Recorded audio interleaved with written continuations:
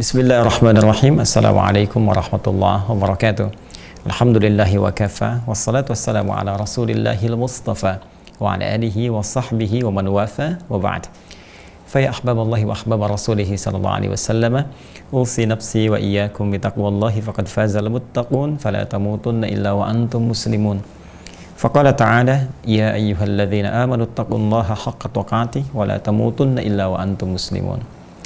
Saudara-saudariku dimanapun Anda berada, berjumpa kembali dalam kajian Aku Suka. Ayo kultum sejenak untuk berbuka. Memasuki episode yang ke-6 di hari ke-6 Ramadan tahun 1442 Hijrah. Kita bermohon pada Allah Subhanahu wa taala tentunya semoga Allah berkenan menerima seluruh amal ibadah yang telah kita tunaikan. Khususnya amal yang mengiringi siam kita dan qiyam kita di bulan Ramadan ini, semoga seluruhnya diterima dengan penerimaan yang terbaik. Pun demikian semoga seluruh doa-doa kita yang kita panjatkan dengan penuh kekhusyuan diterima dan dikabulkan oleh Allah Subhanahu wa taala insyaallah, amin ya rabbal alamin. Teman-teman sekalian, saat ini kita akan coba kembali lanjutkan bahasan kita seputar sifat salat Nabi sallallahu alaihi wasallam yang di pertemuan lalu di hari kelima telah kita sampai pada pembahasan sifat wudu Nabi sallallahu alaihi wasallam, dan ini menjadi penting untuk kita uraikan karena wudu ini menjadi syarat sah salat yang mengantarkan kita pada benarnya salat, yang mengantarkan kita pada penerimaan salat di hadapan Allah Subhanahu wa taala. Baik penegasan tentang wudu ini tercantum dalam Al-Qur'an pada firman Allah di Quran surah kelima Al-Maidah di ayat yang ke-6. Pun demikian pada hadis-hadis Nabi sallallahu alaihi wasallam, khususnya pada yang telah kita bahas pada kejadian Khalad bin Rafi Az-Zuraiqi dalam hadis riwayat Muslim nomor hadis 397, ataupun hadis riwayat Al-Imam Al-Bukhari nomor hadis 757 dari sahabat Abu Hurairah radhiyallahu taala anhu. Saat Nabi menyampaikan, "Idza qumta ilas shalah fasbighil wudu." Jika Anda ingin menunaikan salat dengan sempurna, maka awali dengan menyempurnakan wudu terlebih dahulu. Nah, bagaimana cara kita menyempurnakan wudhu? Di pertemuan yang lalu telah coba kita uraikan dan sampai pada pembahasan membasuh wajah. Ya, ini masih nampak nih di pembahasan pertemuan yang lalu. Kita ingat-ingat sejenak ya, bahwa nanti cara berwudhu harus caranya sesuai dengan taharah.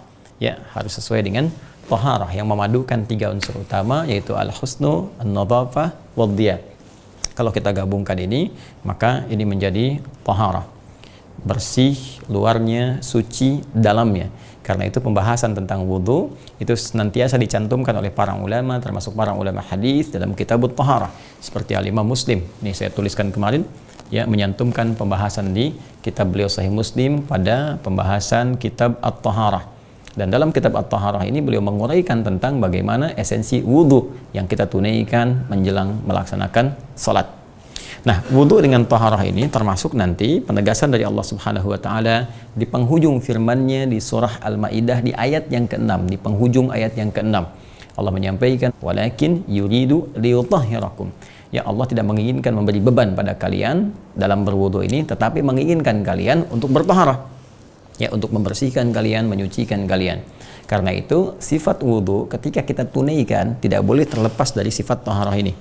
Ya, dengan dua keadaan utama, yaitu nadhafah untuk bisa membersihkan secara sempurna bagian luar secara fisikal yang dibasuh, ya. Kemudian yang kedua adalah membersihkan bagian dalam, menyucikan ya fungsi-fungsi organ ini yang mungkin melekat kesalahan-kesalahan saat kita gunakan dalam berinteraksi harian, ya. Jadi yang pertama ada fungsi nadhafahnya, ya. Nah, yang kedua memadukan antara husnu dan diya, ya, al-husnu dan al-diya. Nah, ini dia. Ya, sehingga bagaimana wudhu itu melahirkan aura kebaikan, cahaya-cahaya kemuliaan, membaguskan baik bagus secara basuhannya ataupun membaguskan bagian dalamnya, sehingga suci itu ditunaikan berdasar turunan hadis ini, yang hadis Muslim riwayat sahabat Utsman bin Affan radhiyallahu taala anhu, ya, man tawaddaa fa ahsanal wudu maka kharajat khatayahu min jasadihi, ya. Jadi kalau seseorang itu berwudu, membaguskan wudunya, maka keluarlah kotoran-kotoran itu dari bagian fisik yang dia basuh ya saat berwudu itu. Bahkan redaksinya sampai ke adharihi, sampai ke bagian kuku-kukunya. Jadi setiap yang dibasuh dari bagian tubuh kita itu keluar kotoran-kotoran yang mengandung dosanya. Jadi bukan fisiknya saja bersih, Ya, seharusnya orang wudhu itu memancarkan kebaikan karena bukan sekedar bersih fisiknya, tapi kotoran-kotoran, dosa-dosa yang melekat pada anggota tubuhnya yang digunakan berinteraksi itu juga saat yang bersamaan tanggal dengan tanggalnya air wudhu, dengan jatuhnya air wudhu, maka tanggal pula, jatuh pula kotoran-kotoran dan dosa yang melekat di dalamnya. Nah, pertemuan yang lalu kita telah uraikan bagian pertama yang pokok dalam berwudhu. Masih ingat ya teman-teman sekalian? Jadi berdasarkan kadar air yang kita gunakan saat berwudu, maka akan terjadi 3 kejadian. Yang pertama, air cukup untuk disempurnakan keseluruhan, ya, keseluruhan dengan sunnah dan pokoknya. Yang kedua, kadar air yang hanya cukup untuk pokoknya saja. Nah, yang ketiga, yang memang tidak bisa kita gunakan walaupun ada airnya, fa illam tajidu ma'a, dan fatayammamu, kita nggak bisa gunakan air. Wajada di sini bukan hanya menemukan, tapi juga ada airnya tapi nggak bisa menggunakannya. Ya, seperti saya sampaikan kemarin, air melimpah tapi sakit, nggak bisa gunakan air, misalnya kan. Kemudian air terbatas, nggak bisa dipakai karena dipakai untuk hajat tertentu saja. Ya, atau dalam kondisi memang air nggak ada sama sekali, maka fatayammamu, maka gunakan babnya untuk tayamum. Nah, sekarang kita ingin belajar yang pokoknya dulu, teman-teman sekalian. Karena nanti kalaupun sunnahnya sempurna, pokoknya tidak bermasalah. Ya, contoh misalnya kumur-kumur itu sunnahnya, kumur-kumurnya bagus tapi membasuh wajahnya nggak sempurna, maka bermasalah, ya kan? Nah, ini ada 4 yang pokoknya itu. Ini mengambil dari Quran surah ke-5 Al-Maidah di ayat yang ke-6. Ya, ya ayyuhalladzina amanu, hai semua orang beriman, dipertaruhkan imanmu di sini menjadi parameter kebenaran wudu. Kemudian idza qumtum ilas shalah, jika engkau ingin menyempurnakan salat, ya, faghsilu wujuhakum, maka mulai pertama berwudu dengan membasuh wajahmu. Ini telah saya terangkan. Bagi yang Anda baru bergabung saat ini, mohon izin untuk bisa mengecek di episode yang lalu. Yang telah punya buku itu, ya, catatan penuntut ilmu spesial Ramadan, tinggal Anda scan saja di hari yang ke-5 barcode-nya, ya. Scan, nanti akan muncul tayangan yang kemarin dan Anda lihat bagaimana kami menunjukkan proses untuk membasuh wajah. Nah, wajah telah selesai. Sekarang kita masuk pada bagian yang kedua. Wa aydiyakum ilal marafiq. Wa aydiyakum ilal marafiq, dan tanganmu. Lihat baik-baik ya, lihat harokatnya. Wa aydiya. Nih, wa aydiyakum, ada harokatnya fathah. Ya, ini waw ataf. Waw ataf itu huruf yang berfungsi mengikutkan hukum dari informasi yang disampaikan setelah huruf waw itu pada yang sebelumnya. Ya, jadi ini ada huruf waw, ada informasi yang disampaikan setelahnya. Ya, aydiyakum ilal marafiq, tangan sampai siku. Hukum ini diikutkan pada kalimat sebelumnya. Ini informasi sebelumnya. Faghsilu. Nah, ini diikutkan pada perintah ini. Maka basuhlah. Ya kan? Faghsilu, basuhlah. Karena ini fi'il amr, maka yang terletak setelah fi'il amr harus nasab. Ya, harus mansub, harokatnya nasab yaitu fathah. Maka di sini wujuha, kan, wujuhakum, niha. Faghsilu wujuhakum, ini pun ikut aidiya, ya kan, pakai fathah, harokatnya sama-sama fathah. Nah, sekarang perhatikan baik-baik bagian kedua, ya, wa aidiyakum, karena wa-nya ini ikut kepada sebelumnya, itu ghasala, berarti masih serupa seperti yang kemarin saat akan membasuh wajah, yaitu ambil airnya seperti ini, ditumpahkan itu kan ke tempat yang akan dibasuh. Kalau kemarin wajah, ya, dengan penekanan kepada jari di telunjuk dengan ini ibu jari itu yang telah kami terangkan. Nah, sekarang akan masuk ke tangan. Sebelum masuk ke sini, saya ingin tunjukkan dulu bagian-bagian tangan karena nanti di syariat itu detail sekali. Tangan itu ini, teman-teman, dari jari-jari sini sampai ke sini. Ini tangan dari sini sampai ke sini. Ya. Namanya yad. Jelas ya? Apa namanya? Yad, yadun. Ya, ya dan dal, yadun. Jamaknya disebut ID. Ya, jamaknya ID.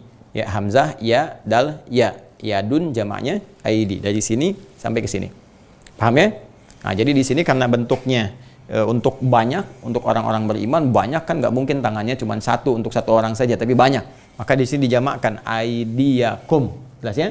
Ya-nya berharakat fathah. Ya, untuk menunjukkan nasab pada perintah sebelumnya. Nah, tangan itu dari sini sampai sini. Nah, ada bagian-bagian batasan di tangan yang penting kita ketahui.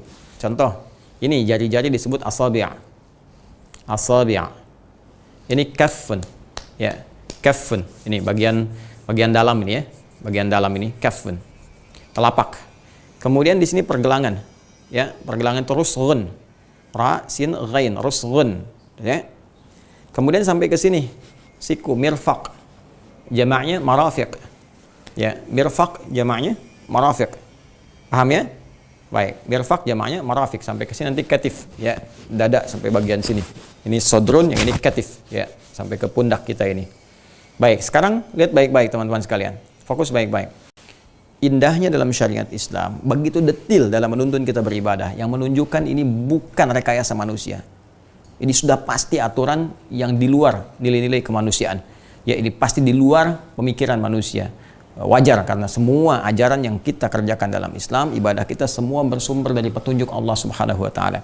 Karena itu diatur sedemikian detil. Ya, karena dalam Islam aturan-aturan tentang tangan itu spesifik. Misalnya saat takbir, bagaimana tangan kita diangkat itu, ya sejajarnya seperti apa. Ya saat bersedekap misalnya ya, disebutkan langsung kita bisa menutup telapak gitu ya, menutup dengan punggung, atau nanti ini rusgun ala rusgin, pergelangan ketemu dengan pergelangan begini, disebutkan detil. Nah, termasuk dalam wudhu pun kita akan saksikan bagaimana Al-Quran memberikan batasan detil kepada kita. Tangan, kalau kita sebutkan tangan yadun sampai sini, ya kan? Aidiakum. Tapi ketika Al-Quran memberikan batas, ilal marafiq, jamak dari mirfaq, berarti sampai sini. Jelas ya? Sampai siku di sini, sampai siku. Karena ayatnya menyampaikan wa aidiakum, dan basuhlah tangan kalian itu ilal marafiq, sampai siku. Nah, ini menggunakan konteks sinekdoque temporo parte, menyebutkan semuanya dulu ya, tangan dalam konteks yang umum, tapi yang dimaksud sebagian, yaitu dari batasan jemari sini, karena di sini ada takhsis, ada pembatasan ilal marafiq, sampai siku di sini. Nah, jadi yang disebutkan oleh Al-Quran ketika akan membasuh, ambil airnya, basuhlah kemudian dari tangan ini, ya, dari jemari sampai dengan siku di sini. Paham ya? Nah, ini satu. Dua, dalam pembasuhan ini Al-Quran menggunakan mula sampai ke ujung, batas awal ke akhirnya, itu digunakan kata ila di sini. Ya, ilal marafiq, sampai ke siku. Ya, kalau saya katakan begini, ana adhab ila Jakarta. Ya, ana adhab min Bekasi ila Jakarta. Saya akan pergi dari Bekasi ke Jakarta. Ya kan? Ana adhab min Bekasi ila Jakarta, atau ana adhab ila Jakarta. Saya akan pergi ke Jakarta. Nah, sekarang pemahamannya kan berarti saya berangkat dari Bekasi dulu kan? Saat ini saya dari Bekasi, saya akan pergi ke Jakarta. Berarti Jakarta tujuan akhir, ya kan? Karena saya berangkatnya dari Bekasi ke Jakarta, bukan ke Jakarta dulu lalu ke Bekasi. Tidak, tapi dari Bekasi ya ke Jakarta. Ini pun sama. Ya, ketika menggunakan kata ila, maka ini nihayatul ghayah, ini ujungnya. Nihayatul ghayah, ini ujungnya. Jadi dimulainya dari sini, teman-teman sekalian, dibasuhnya sampai ke siku. Jadi bukan dari siku ke bawah. Saya agak kurang sepakat ya. Kita menghormati mungkin perbedaan, tapi kalau kita melihat dalil yang kita sampaikan ini, ya, yang kita dapati dari Al-Quran langsung, dan pemaknaan kebahasaannya menunjuk kepada hukumnya, kita dapati bahwa yang dimaksud basuhannya itu dari sini, jemari sini, sampai ke siku. Jadi bukan dari siku ke bawah. Bukan buka keran, kemudian diusap-usap begini. Ya, jadi bukan dari siku ke sini turunkan ke bawah begini, bukan. Ya, jadi yang dimaksudkan ambil airnya begini. Ya, setelah itu tumpahkan, kebanyakan dibasuh dari mulai jari sini, jari sampai ke siku gini. Jadi jelas ukuran air kan jatuhnya ke sini tuh. Ya, jatuh ke sini, kemudian basuhkan sempurna ke sini sekali, kan? Nah, kemudian coba 2 kali, ya. Nah, baik ya, paling banyak 3 kali. 3 kali itu maksudnya begini teman-teman, itu ukuran banyak yang kiranya memenuhi basuhan. Ya, jadi sebetulnya kalau misalnya cukup sekali, 2 kali pun kalau sudah terasa rata bisa cukup, nggak ada masalah, selesai. 3 kali itu batas masa sih sampai 3 kali belum rata-rata gitu kan? Ya kan? Nah, faman zada faqad asa Abul Qasim, hadisnya mengatakan siapa yang berlebihan pakai airnya, dia telah bermaksiat kepada Nabi sallallahu alaihi wasallam. Artinya melanggar ketentuan Nabi. Nabi nggak ngajarin begitu. Nabi ngajarin air yang secukupnya, nggak berlebihan. Itu kan? Karena itu penting kami sampaikan, begitu kita mengambil bagian airnya, kemudian ditumpahkan oleh kita, ya kan? Tumpahkan, basuhkan dulu. Nah, kemudian setelah itu ambil lagi, kalau merasa belum rata, ratakan kembali, gitu kan? Nah, ratakan kembali, terus, itu kan?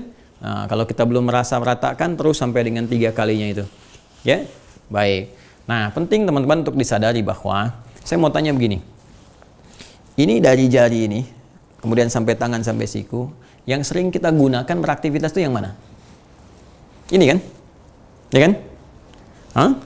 Dan jarang ada orang berinteraksi dengan menggunakan sikunya kan? Saya belum temukan orang misalnya ngetik pakai siku begini. Ya pasti begini kan? Nah, bikin status begini misalnya, nggak ada, pasti begini. Nah, ini kan sering berbuat salah nih. Ya kan? Menulis sesuatu yang salah, nyantumin komen yang merugikan orang lain, ya, atau menyindir perasaan orang lain dan sebagainya, bikin hoax dan seterusnya. Ini kan ini yang berperan nih. Ya. sembarangan, yang suka periksa-periksa WhatsApp suami atau suami periksa-periksa punya istri, ya hitung-hitung dompet, isi dompet suami atau sebaliknya, ya dalam konteks yang tidak dibenarkan dan sebagainya. Ini intinya ini, ya jemari ini. Sedangkan hadis mengatakan seorang yang berwudu itu kalau wudunya benar maka bersamaan dengan air wudu yang dibasuhkan dalam tempat wudunya pada anggota tubuhnya, maka bersamaan itu pula kotoran-kotoran yang melekat ya pada bagian fisik tempat wudu ini itu akan jatuh, baik kotoran luarnya fisikalnya ataupun dosa yang melekat di tempat yang dibasuh itu. Nah, wudu bersifat taharah. Ketika kita membasuh bukan sekedar kita hilangkan yang kotor nih secara fisikal, ada kotoran kan dan sebagainya, tapi saat yang bersamaan juga kita sadari salah apa nih sebelum wudu. Tangan ini pernah salah apa sebelum wudu, rasakan ya, karena itu dijadikan 5 kali dalam sehari untuk mengukur supaya kita bisa memperbaiki diri setiap pergantian suasana di setiap hari. Ya, dari pagi ke siang, kan subuh ke zuhur. Nggak ada orang luput dari kesalahan. Ya kan?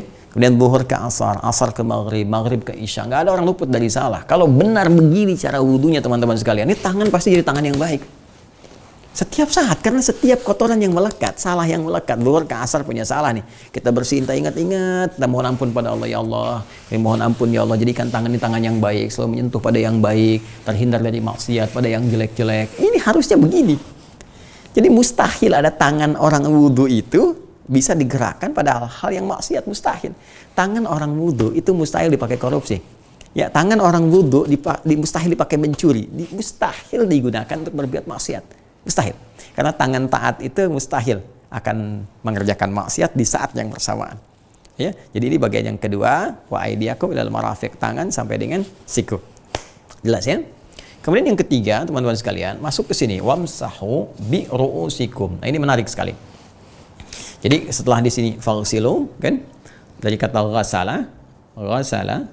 Nah, ke sini wamsahu dari kata masaha. Ya, masaha nih. Nah, sudah beda ya. Nah, terus di sini ru'us, pakai ba lagi, bi ru'usikum. Nah, harakatnya di kasrah, i tuh. Yang ini a, faghsilu wujuhakum wa aydiyakum, yang ini kasrah i. Nah, hati-hati, perbedaan harakat bisa melahirkan perbedaan makna. Ya, jadi tidak serupa nanti. Apalagi di sini kata perintahnya berubah dari ghasala, ya, ghasala yaghsilu faghsilu jadi masaha, yamsahu, wamsahu redaksinya. Masaha itu mengusap. Ya, mengusap, mengurap itu masaha, masaha yamsahu. Ya, asalnya mengusap untuk menghilangkan sesuatu. Ya, mengusap untuk menghilangkan sesuatu. Ya, jadi kalau kita ingin menghilangkan sesuatu atau mengurap sesuatu sehingga hilang apa yang kita inginkan dengan urapan atau dengan usapan itu disebut dengan masaha. Ya, emsah sebora. Tolong ini hapus ya papan tulis. Maka kita hapus, diusap begini kan pakai penghapus. Nah, sehingga apa yang akan dihapus itu hilang. Ya, jelas ya? Nah, masaha yang melekat sifat usapannya disebut masih. Nabi Isa alaihissalam ya mendapatkan gelar dari Allah di antara mukjizatnya al-Masih. Ya, idz qalatil malaikatu ya Maryamu innallaha yubashshiruki bi kalimatin minhu ismuhul Masihu Isa bin Maryam. Ya, ketika malaikat menyampaikan kepada Sayyidah Maryam alaihissalam, Allah memberi kabar gembira engkau akan punya anak, gitu kan? Nanti mukjizat di antara mukjizatnya al-Masih, yaitu punya mukjizat dari usapan tangannya, urapannya. Ya, di antaranya pada masa itu keadaannya banyak orang merasa unggul ya di bidang medis, di bidang kesehatan, khususnya di bidang kedokteran. Jadi segala penyakit merasa bisa disembuhkan dan sebagainya. Nah, kalau sudah merasa punya ilmu manusia tinggi begitu, abai pada yang lain, maka di antara mukjizat Nabi Isa alaihissalam itu disesuaikan dengan kepentingan zamannya. Ketika unggul di bidang itu, diberikanlah kemudian bagian pengobatan pada satu penyakit yang nggak bisa disembuhkan secara medis pada waktu itu. Ya, makanya ketika datang Nabi Isa alaihissalam, ya diusap, yang dokter nggak bisa menyembuhkan, medis nggak bisa menyembuhkan, ada penyakit yang melekat pada kulit, itu diusap bisa sembuh. Ya, dengan izin Allah Subhanahu wa taala. Dalam beberapa kasus-kasus tertentu bahkan penyakit ekstrim, bahkan pada titik yang mustahil manusia bisa mendapatinya karena ini kuasa Allah Subhanahu wa taala. Jadi bukan karena Nabi Isa-nya, karena Allah. Karena itu Allah mengatakan ya melalui firman-Nya disampaikan pada Nabi Isa biidznillah. Ya biidznillah dengan izin Allah Subhanahu wa taala. Diusap sembuh. Karena itu mendapatkan gelar Al-Masih ya, yang mengurap, yang mengusap dengan itu penyakit sembuh. Itu mukjizat. Semua nabi punya mukjizat sesuai dengan masanya. Ya kan? Nabi Muhammad SAW karena kemampuan umatnya pada saat itu banyak yang di bidang sastra tinggi sekali, hebatnya luar biasa. Kalau berkata itu indah, tinggi, kemudian sastranya, maka turun Al-Quran dengan mukjizat yang sangat dahsyat, melebihi bidang sastranya, ya, nilai peradaban, nilai keilmuan, ya, segala hal, dan tanpa batas, tanpa dimensi, terus, ya, sampai dengan kehidupan berakhir. Jadi disesuaikan dengan kepentingan umatnya, keadaannya, bagaimana sifat dan karakteristiknya. Nah, ini masah. Ini singkatnya itu masah itu menghapus, mengusap, ya. Nah, di sini ketika pindah pada bagian yang ketiga, yang tadinya ghassala, ya, membasuh, mengambil air, tuangkan wajah, ngambil air, tuangkan tangan dari jemari sampai dengan siku. Maka yang ketiga ini berubah, mengusap. Ingat ya, mengusap. Jadi bukan ghassala lagi. Kalau mengusap artinya apa? Ambil air secukupnya, ya, percikan dulu begini. Ya, percikan begini, kita ambil secukupnya, percikan dulu begini, baru diusapkan ke tempat yang akan kita usapkan, bagian dari tempat wudhu itu. Apa itu? Biru'usikum. Ini biru'usikum, jamak dari kata ra'sun. Nih, jamak dari kata, kita hapus dulu ini teman-teman sekalian, jamak dari kata ra'sun. Ini ya. Jamak ru'us. Ra'sun itu kepala. Ya, ra'sun itu apa? Ra'sun itu kepala. Ya, jamaknya ru'us. Jadi di sini Quran tidak menyebutkan rambut, tapi kepala. Adil Allah kan? Sangat adil. Wah, kalau disebutkan rambut misalnya wamsahu bisyu'urikum, ya, atau bi'asy'arikum, maka usaplah rambut-rambut kalian. Oh, berarti nggak adil di sini. Gimana kalau nggak punya rambut misalnya? Ya kan? Jadi repot kan? Atau kondisi tertentu rambutnya nggak tampak, kan repot gitu. Tapi ketika Allah menyebutkan wamsahu biru'usikum, semua punya kesempatan, setiap hamba. Ya, mengusap kepalanya. Jadi di sini penting saya tekankan, karena kepala yang dimaksudkan di sini, maka tidak sah kalau ada seseorang yang berwudu, wah, saking pengen cepet-cepetnya gitu kan, apalagi sebagian orang yang saking nggak pengen acak-acakannya rambut yang telah disisir, dia hanya sedikit saja menyentuhkan kepada rambutnya. Ya, kadang-kadang ada yang bahkan jambulnya pun, ya, wah, itu jambul 3 dimensi misalnya, jambul Samudra Hindia, nggak pengen robah lagi, maka ketika dia berwudu, ya cuman ini aja sedikit, takut selesai, dan nah, itu tidak sah. Ya, kalau wudunya tidak sah, sholatnya bermasalah. Ya, nah ini bisa diketahui pasti sholatnya bermasalah. Karena itu yang dibenarkan adalah mengusap bagian kepalanya. Nah, ini menarik teman-teman sekalian, perhatikan baik-baik ya. Di sini saat akan mengusap bagian kepala, ini menggunakan huruf ba. Nih, bi ru'usikum. Ini ya, ada ba-nya nih. Wah, ini indah sekali diksi Al-Quran ini. Mudah bagi Allah, wamsahu ru'usakum, ya kan? Tapi di sini menggunakan ba. Ba ini kalau kita ngaji tentang fungsi huruf ba, setidaknya ada 14 fungsinya. Ya, ada kitab namanya Mughnil Labib an Kutubil A'arib, karya Ibnu Hisham. Ya. Mughnil Labib an Kutubil A'arib. Sini aja tuliskan. Mughnil Labib. Silahkan boleh dicari nanti ya kitabnya, Mughnil Labib an Kutubil A'arib. Nah, itu bagus sekali menyampaikan dan menjabarkan kepada kita di antaranya tentang makna huruf-huruf, ya, dari a, ba, ta, fa, terus sampai dengan ya. Nah, ba itu huruf makna. Jadi ada huruf mabna, ada huruf makna, ya. Huruf mabna itu huruf yang menyusun kata saja, kalau makna yang punya arti. Nah, ini ba ini itu setidaknya di bahasa Arab, ya, huruf makna, harful maknanya itu punya 14 makna. Ya, ada ba lil ilsaq, ada ba lil musahabah misalnya. Ya, ilsaq itu yang menyertai, ya, ada ba yang musahabah itu mendampingi, ada untuk ghayah, untuk tujuan, semacam bismillahirrahmanirrahim. Ya, ba-nya di situ apa fungsinya? Ya, ada ba-nya pertama untuk ghayah, tujuan, af'ala hadza bismillah, karena Allah. Ya, kemudian setelah mengerjakan itu, kalau bismillah kita merasakan ilsaq, ya, musahabah itu dipantau oleh Allah, lekat dengan kita pemantauannya. Jadi kalau ada orang-orang misalnya mau minum, bismillahirrahmanirrahim, dia ucapkan bismillahirrahmanirrahim atau bismillah, maka saat minum itu dia merasa diawasi oleh Allah. Makanya orang yang baca bismillah mustahil dia minum yang diharamkan Allah. Gak ada orang minum whisky pakai bismillahirrahmanirrahim buat ngurangin dosa dikit, nggak ada. Ya, mustahil. Ya, orang korupsi pakai bismillah itu mustahil. Kenapa? Ya, kenapa? Karena ketika dia mengucapkan kalimat bismillah, kalau dia paham artinya, dia merasa diawasi Allah. Jadi kalau ada orang korupsi pakai bismillah, keterlaluan tuh orang tuh, lebih terlalu daripada setan. Itu lebih aneh dibandingkan dengan setan. Ya, setan aja ketika ada perbuatan yang kita bacakan, ya, misalnya Quran kah itu atau nama Allah, dia menjauh. Ini korupsi baca bismillah. Berarti itu lebih dahsyat dibanding setan itu. Ya, sekali lagi, setan dibacakan Quran lari. Setan dibacakan ayat Allah, disebut nama Allah, lari. Ini orang mengerjakan kejahatan, baca nama Allah, berarti lebih jahat dibanding setan. Paham ya? Nah, balik lagi ke sini ya, balik lagi ke sini. Jadi ba di sini fungsinya banyak. Ada ba lagi menunjuk kepada tab'id, sesuatu yang menunjukkan pada sebagian. Nah, sebagian pun dibagi lagi. Ya, at-tab'id ma'al hudud, at-tab'id bin dunil hudud, ya. Sebagian dengan batasan-batasan, sebagian tanpa batas. Ada lagi nanti istighraq. Istighraq itu keseluruhan, luas seperti alif lam istighraq. Nah, apa hikmahnya di sini membasuh kepala menggunakan ba? Allahu Akbar. Dan Allah yang maha mengetahui, maha rahman tentang keadaan hambanya. Karena ternyata boleh jadi setiap keadaan kepala kita itu mengalami situasi berbeda-beda. Ya, kalau kita nampak dalam keadaan yang umum sifatnya, nggak ada persoalan misalnya, mohon maaf, yang menimpa perempuan misalnya kan ketika akan berwudu tempatnya bisa terbuka untuk perempuan saja, ya tidak harus khawatir terbuka aurat dan sebagainya, atau laki-laki pada umumnya nggak ada masalah, nggak ada luka di bagian kepalanya, maka kita bisa basuh teman-teman sekalian dan arahkan basuhan ini untuk usapan, ya ambil airnya kemudian kita usapkan, percikan, ambil untuk mengusap, maka kita bisa usapkan keseluruhannya. Mohon izin ya, saya buka misalnya ya. Nah, bismillah, jadi saya simpan dulu. Nah, jadi kita bisa ambil airnya, kemudian kita percikan dari sini. Ya, kita usapkan dari bagian depan sini, ya sampai dengan ke belakang sini, ya. Bagian kepala.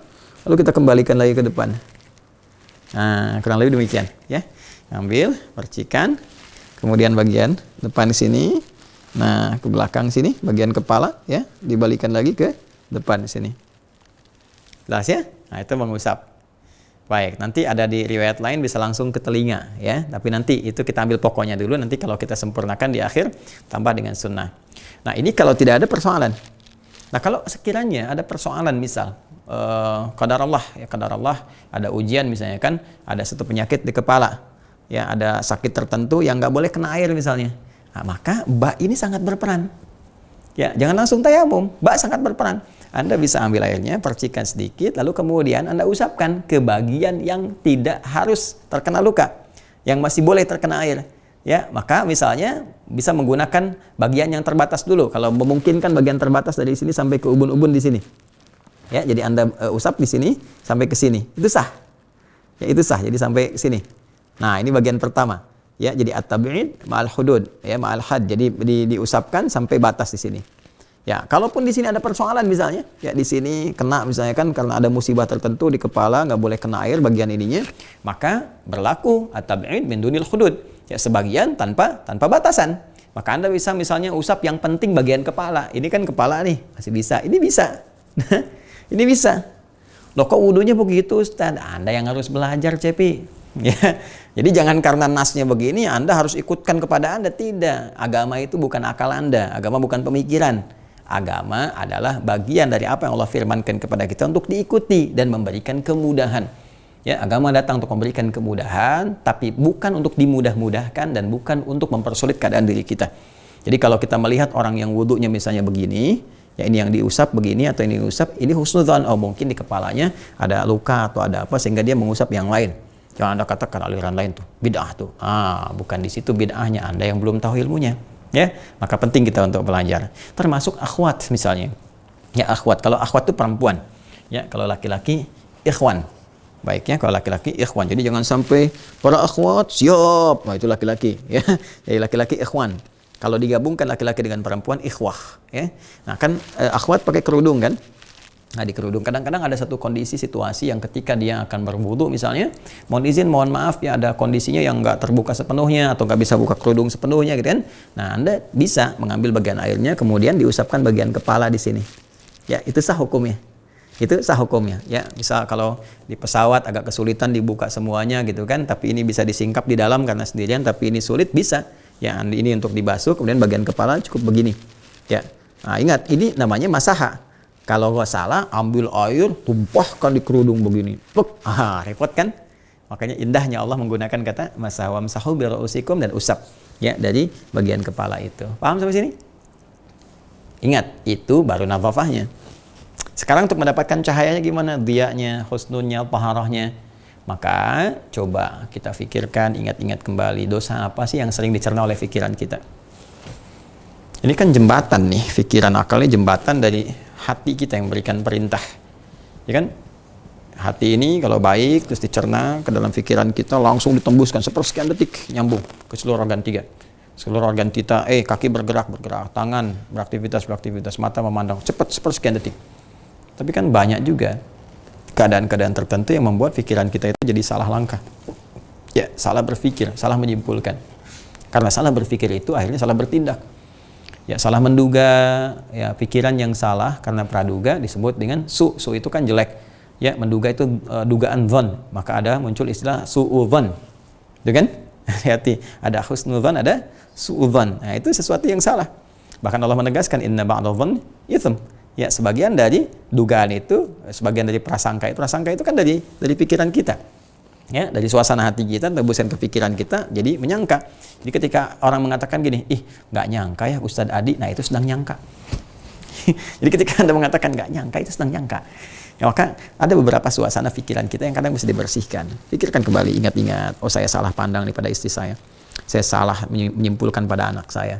Ya, sehingga ini melahirkan perilaku yang tidak benar. Ternyata dia tidak seperti itu. Ternyata kawan saya pun ternyata baik dan sebagainya. Saya suudzon selama ini. Ini bersihkan.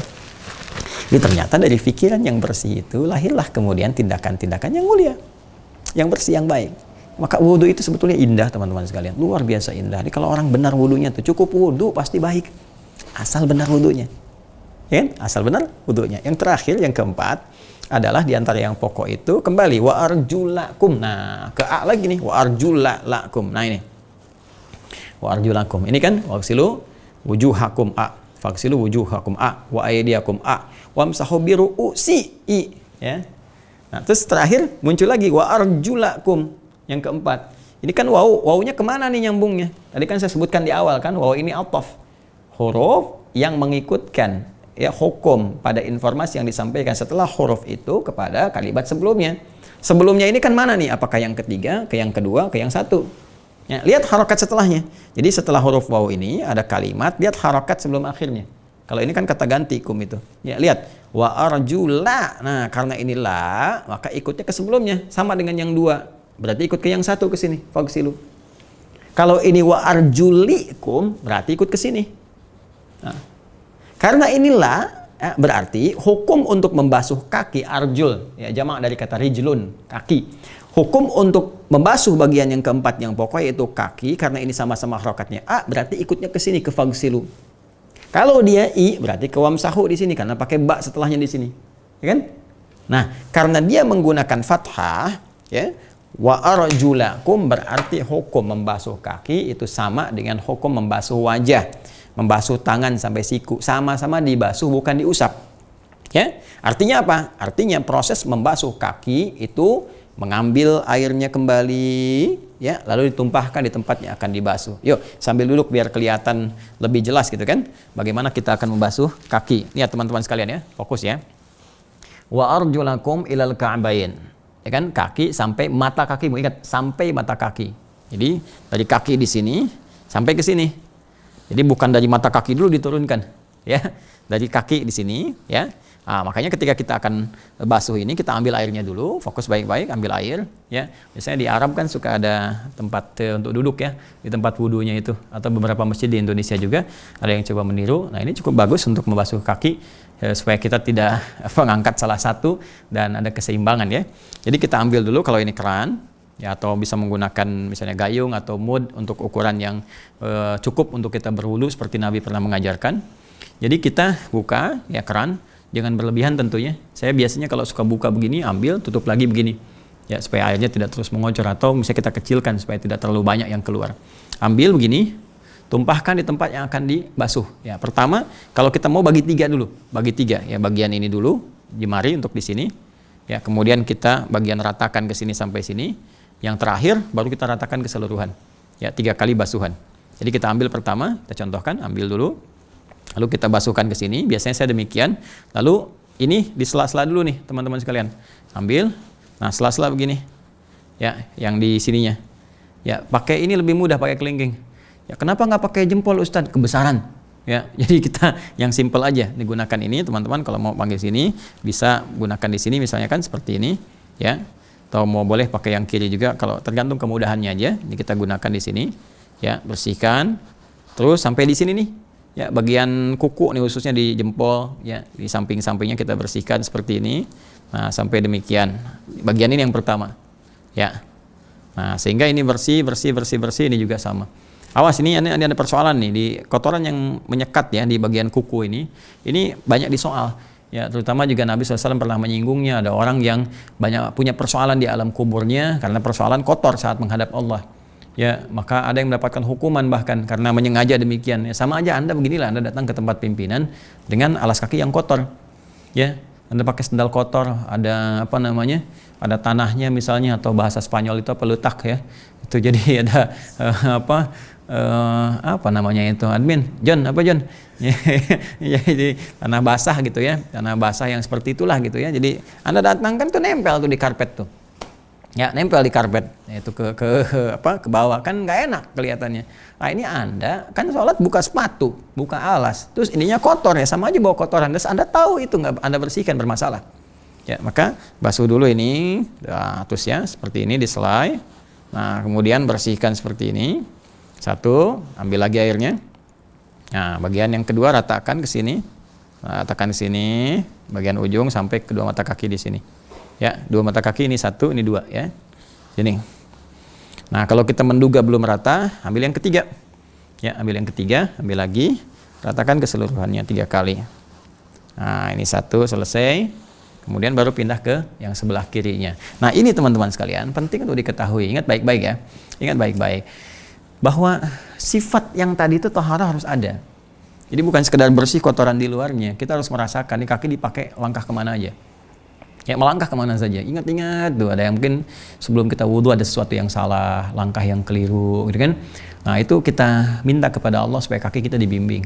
Ya kita bertobat, mohon kepada Allah supaya kaki ini diperbaiki langkahnya, jatuh kotoran-kotorannya, kan? Kharajat khotoyahu, jadi keluar kotoran-kotoran dan dosa-dosanya, sehingga diampuni. Kalau ini wajahnya bersih, kemudian tidak mengandung dosa lagi, tangannya bersih, nggak mengandung dosa, sampai kepala pikiran bersih, kaki bersih. Demi Allah saya katakan, jadi orang baik. Jadi orang baik, dan kita rindu kebaikan-kebaikan itu. Ya orang yang tinggi kedudukan, banyak harta itu udah banyak ya. Udah banyak, yang pintar-pintar banyak. Kita kekurangan orang baik saat ini, kekurangan orang baik. Ya banyak orang pintar, tapi karena nggak baik, maka kepintarannya digunakan pada yang tidak baik. Itu yang kita sesalkan. Maka kita harus ya bergerak lebih jauh lagi, jangan berhenti di penyesalan, tapi kita memperbaiki keadaan diri kita dan mendoakan orang lain supaya lebih baik. Ya. Nah ini yang pokok. Nah kalau kira-kira airnya lebih banyak kita dapati dan sempurna kita bisa lakukan, maka mulai dengan yang sunnah-sunnahnya kita kerjakan dulu. Ya. Boleh tentunya dengan berniat kita kan, kemudian bismillahirrahmanirrahim kita akan memulai. Nah ini dari mulai kita menyela-nyela dulu ya bagian-bagian jemari ya untuk bersiap-siap sehingga ini sebelum digunakan untuk menyentuh lagi sudah bersih. Ya itu orang Islam tuh pasti bersih lah, nggak mungkin kotor dan sebagainya. Jorok itu nggak mungkin. 5 kali dalam sehari Anda bayangkan membersihkan tangan, udah cukup, ini sangat bersih gitu kan. Nah jadi ini dibersihkan dengan baik teman-teman sekalian. Setelah itu baru kemudian memulai untuk berkumur-kumur tamadmat sambil istinsyak ya, tamadmat sambil istinsyak ya. Ini nanti tapi yang wajar ya, kalau sedang puasa kondisi saat ini yang wajar ya, kumur-kumur wajar. Istinsyak pun jangan terlalu dalam, kalau nanti terambil misalnya terlalu dalam itu masuk tenggorokan bisa membatalkan ya kalau dia sengaja terlakukan. Jadi cukup di luarnya saja untuk saat ini, nggak perlu dihirup terlalu dalam, khawatirnya masuk ke dalam, untuk membersihkan bagian yang hidung. Jadi kumur-kumur gitu kan. Nah, ini ambil, kemudian ini kan ke hidung sebagian keluar ya, kemudian dikeluarkan. Nah, itu juga sambil taharahnya tadi keluar. Jadi kita merasakan apa yang dikerjakan oleh lisan kita yang kadang nggak benar dan sebagainya ya, supaya kotoran-kotoran, dosa-dosa yang melekat pada lisan ini keluar juga bersamaan dengan kotoran-kotoran fisik yang keluar di mulutnya ya, termasuk di hidung. Nah, ini kalau kita bagus nih kayak flu, kayak macet hidung tersumbat misalnya kan atau apa, ini cepat keluar. Ya, insya Allah kumur-kumur nggak membatalkan wudhu ya, kecuali pakai sirop misalnya, itu bisa membatalkan ya. Tapi kita biasa selesai, kemudian dari kumur-kumur kita bersiap ya, untuk membasuh wajah seperti tadi saya sampaikan ya. Ambil airnya kemudian ke wajah ya, ini Anda bisa bagaimana, tapi saya biasanya begini ya, buka begini kemudian ke tengah lagi. Nah ini yang jemari telunjuk seperti ini, membersihkan ini ya. Kemudian yang ibu jari seperti kemarin saya ajarkan ke bagian bawah sini, lalu ke dagu dan selai-selai di sini ya, kemudian 2 kali dan seterusnya. Tangan sampai siku, ambil lagi di sini, ke sini, kembalikan ke sini ya, bersihkan kembali terus ya. sampai 3 kali maksimal, kemudian pindah ke yang kirinya. Ya, jadi kalau saya lebih memilih 3 bergantian, sekali sini, sekali sini tidak. Ini sempurnakan dulu, baru kemudian yang kiri. Dan kepala ya diusap, ini ambil percikan, kepalakan seperti ini, kan? Nah, ini bisa langsung ke telinga begini. Ya, langsung ke telinga. Jadi di telinga ini ada 2 jari ya. Yang ini, yang telunjuk ini bagian dalam, mengusap bagian dalam sini, ya. Sedangkan yang ini yang jempol ibu jari itu bagian luar, ke belakang begini. Ya, ke belakang begini. Jadi kita ambil percikan, kemudian ke sini diusap, balikan ke sini, kemudian ke telinga ke sini. Ya. Jelas ya? Nah, begini. Nah, ini sambil dibersihkan seperti ini. Jelas ya? Nah, bisa juga begini misalnya, ambil percikan sini, balikin. Nah, terus kita ambil lagi untuk telinga misalnya. Boleh. Ya, boleh. Jadi boleh langsung bersamaan atau dipisahkan. Nah, setelah itu baru kemudian kaki seperti yang tadi telah saya sampaikan, kaki kanan, kaki kiri. Nah, itu dilakukan dengan tertib, dengan sempurna. Selesai, baru kita berdoa kepada Allah Subhanahu wa taala. Ya, masih ingat kan doanya? Kan syahadu an la ilaha illallah, syahadu anna Muhammadar Rasulullah, Allahumma ja'alni minat tawwabin wa ja'alni minal mutatahhirin wa ja'alni min ibadikas salihin. Ya kan? Allahumma ja'alni minat tawwabin, ya Allah, jadikan aku dengan wudu ini termasuk orang-orang yang taubat. Allahu Akbar. Saya katakan kok baru wudu tapi doanya taubat gitu kan? Taubat. Karena tadi esensi wudu itu membentuk kepribadian yang baik, bersih, suci. Karena kita akan menghadap Allah dan mungkin wafat. Ya, tiada yang paling indah kecuali saat menghadap Allah dalam keadaan sudah taubat. Udah bersih, udah suci, udah baik gitu kan. Dan itu ketika dipanggil dalam sholat kan, ya, wa annahum ilaihi raji'un, dan mereka akan menghadap Allah, mungkin itu adalah penghadapan yang terakhir kepada Allah, dalam arti dia akan menghadap untuk selamanya. Bisa terjadi. Ya kan? Kemudian waj'alni minal mutatahhirin, termasuk golongan orang-orang yang berusaha menyucikan diri. Itu taharah tadi yang saya sampaikan. Ya, ma yuridullahu liyaj'ala 'alaikum min haraj walakin yuridu liyutahhirakum. Di Al-Maidah lihat penutupnya. Ya, wa yutimma ni'matahu 'alaikum la'allakum tashkurun. Tidaklah Allah menginginkan lewat wudu ini untuk membebani kalian, tapi untuk menyucikan kalian. Allah tahara yutahhiru, menyucikan. Kalau kita berusaha supaya Allah menyucikan kita, tambahkan ta di depan kata taharahnya. Jadi tatahhara yatatahharu. Orangnya disebut mutatahhir, jamaknya disebut mutatahhirun, nasab jarnya disebut mutatahhirin. Ya, kalau kita memohon waj'alni ya Allah minal mutatahhirin, ya Allah jadikan kami termasuk orang-orang yang berusaha selalu untuk menjadikan diri kami dalam keadaan bersih dan suci. Jadi kita itu berwudu, berusaha supaya bersih dan suci.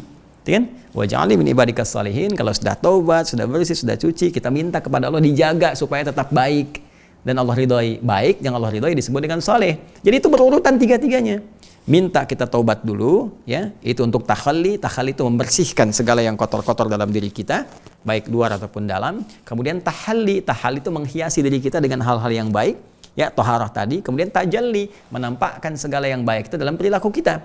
Maka 3 tadi, Allahumma ja'alni minat tawwabina, ya takhalli, waj'alni minal mutatahhirina, ya tahalli, waj'alni min ibadika salihin, ya itu tajalli. Jadi setelah orang itu berwudu dengan baik, maka nampak kesolehan ditampakkan dalam kehidupan. Lisan bicara soleh, mata memandang soleh, gitu kan. Kemudian tangan bergerak, kaki bergerak pada yang soleh-soleh. Itu harusnya demikian. Jangan kalah sama Suneo yang udah jadi soleh gitu. Ya, jadi saya berharap mudah-mudahan materi ini menjadi baik untuk disampaikan sebelum kita menunaikan sholat. Jadi kalau orang mau sholat dengan pembawaan begini, ya dia sholat sebagai orang soleh. Kalau sholat sebagai orang soleh, maka akan mempercepat kesolehan dia setelah menunaikan sholat, atau bahkan saat pulang kepada Allah dalam keadaan meninggal, bahkan dalam sholat dalam keadaan yang soleh. Nah, saya kira itu yang penting untuk kita pahami. Persoalan terbesarnya Ustadz, kalau kemudian saya telah wudhu ini, atau saya akan wudhu misalnya, tapi kondisinya ada keterbatasan, khususnya air. Ya, sehingga saya nggak bisa ngakses air, nggak bisa nuangkan. Nih, bagaimana ini kotoran masih bisa jatuh nggak gitu kan? Seperti apa gini caranya kalau saya kemudian akan wudhu, tapi saat yang bersamaan air nggak bisa ditemukan, atau saya sakit, airnya ada, nggak bisa menggunakan air. Maka apa yang harus dilakukan? Ya kan? Nah, ini insya Allah akan jadi pembahasan di pertemuan yang selanjutnya pada edisi Aku Suka yang ke-7 insya Allah. Baik teman-teman sekalian, kita cukupkan sampai di sini. Mudah-mudahan Allah memberikan kekuatan kepada kita untuk memahami dengan baik, mengamalkan dengan sempurna, dan mendapatkan esensi setelah hikmahnya. Bagi Anda yang baru bergabung dan kemudian mungkin tertinggal dalam pembahasan, gampang sekali. Kalau sulit begini, Anda yang sudah punya buku itu, buku catatan penuntut ilmu spesial Ramadan, tinggal dicek spesial aku suka. Jadi nanti ada barcode di situ. Edisi pertama, kedua, ketiga, keempat. Kalau tertinggal tinggal scan aja. Ya, scan muncul, Anda tinggal lihat di situ daripada nyari-nyari lama, gitu kan? Nanti nyambung ke pembahasan yang sekarang. Dan insya Allah nanti tanggal 23 saya tanya kepada adminnya, tanggal 23 ya. 23 itu berapa Ramadan teman-teman sekalian? Berarti berapa Ramadan? Kurangin 6 berapa? Kurangin 17 kurangin 6, 11 Ramadan. 11 Ramadan ya, karena tanggal 29 April saya ingat teman-teman yang di Toronto harus pelunasan masjid, tolong dibantu ya teman-teman sekalian, itu harus pelunasan masjid tanggal 17 Ramadan, 29 April ya, berarti 23 tanggal 11 ya, jadi 11 Ramadan insya Allah kami akan launchingkan juga satu sistem pembelajaran yang terkhususkan, dan nanti teman-teman yang sudah dapat buku itu bisa dijadikan sebagai akses ya untuk bisa mendaftar. Loginnya nanti lewat situ, teman-teman scan, dapat formulir, tinggal diisi, nanti akan bergabung dalam sistem pembelajaran melanjutkan Ramadan, dan insya Allah pasca Ramadan akan dilanjutkan, nanti kami akan infokan kemudian. Khususnya dalam pembahasan ini semoga dipahami, dimaknai dengan baik, bisa diamalkan. Mohon maaf apabila ada kekurangan. Semoga Allah memuliakan kita semua. Semua benar dari Allah dan Rasulnya. Kalau salah dari saya pribadi mohon dimaafkan. Semoga bisa dikoreksi dan diamalkan yang terbaik yang bisa kita dapati. Allahumma taqabbal minna innaka antas sami'un alim wa tub 'alaina innaka antat tawwabur rahim. Rabbana atina fid dunya hasanah wa fil akhirati hasanah wa qina adzabannar. Allahumma ij'alna ya Allah minat tawwabin waj'alna ya Allah minal mutatahhirin waj'alna min ibadikas salihin. Wa sallallahu ala sayyidina Muhammad wa ala alihi wa sahbihi ajma'in wa akhiru da'wana subhanakallahumma bihamdika nashhadu an la ilaha illa anta nastaghfiruka wa natubu ilaik walhamdulillahi rabbil alamin. Assalamualaikum warahmatullahi wabarakatuh.